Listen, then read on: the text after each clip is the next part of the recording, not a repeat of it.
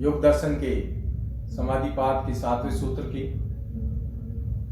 सूत्र में जिस प्रकार अपने प्रमाण की 3 भेद बताए हैं, प्रत्यक्ष, अनुमान और आगमन, यानी प्रत्यक्ष, अनुमान, प्रमाणी, ये सूत्र है। और इस सूत्र में प्रमाण के 3 वृत्ति के जो भेद बताए हैं, प्रत्यक्ष का शब्द का अर्थ है कि जो हमारी चीजें साक्ष्य हम देख रहे हैं, आंखों से सामने घटित हो रही है, वो प्रत्यक्ष है।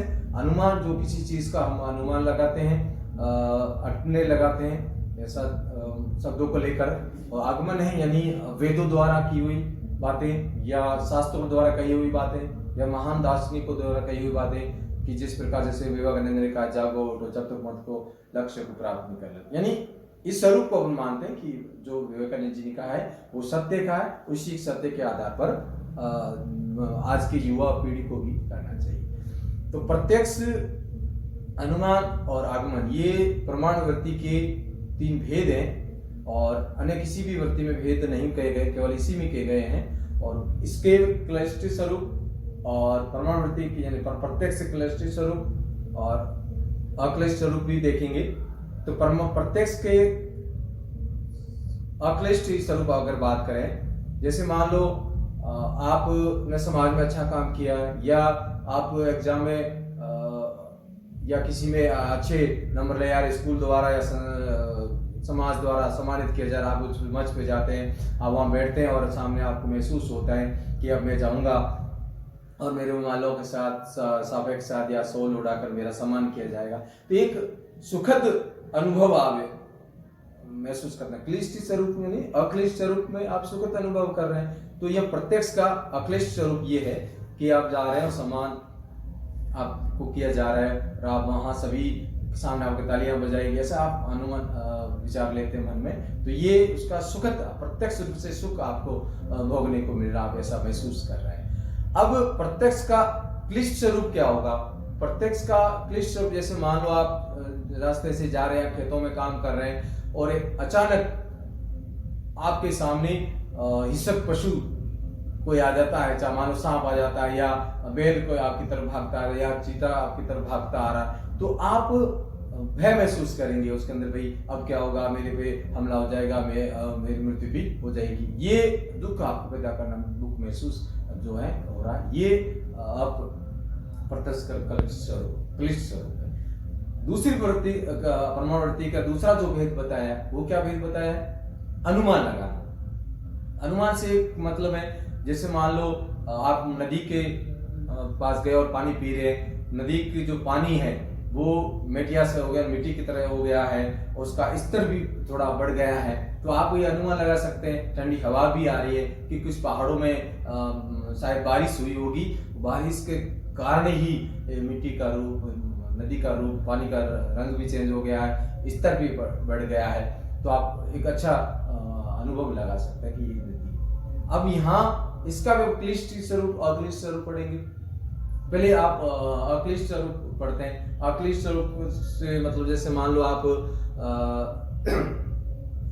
रास्ते से जा रहे हैं, तो यहाँ रात को सो रहे हैं और आपने बहुत सारे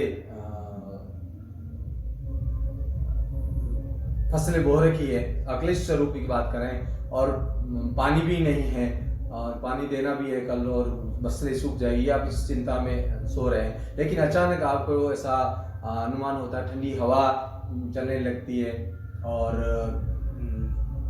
बादल भी गरजने लगते हैं, तो आपको एक अनुमान हो जाएगा कि शायद सुबह बरसात आएगी और हमारी जो फसलें हैं वो अच्छी होगी।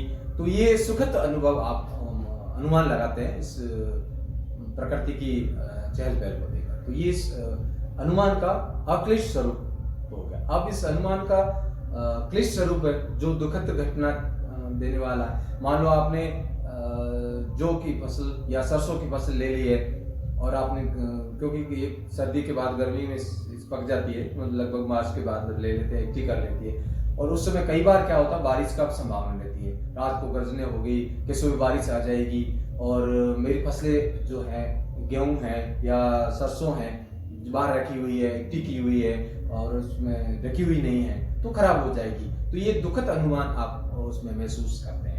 तो ये प्रत्यक्ष अनुमान। अब है आगमन।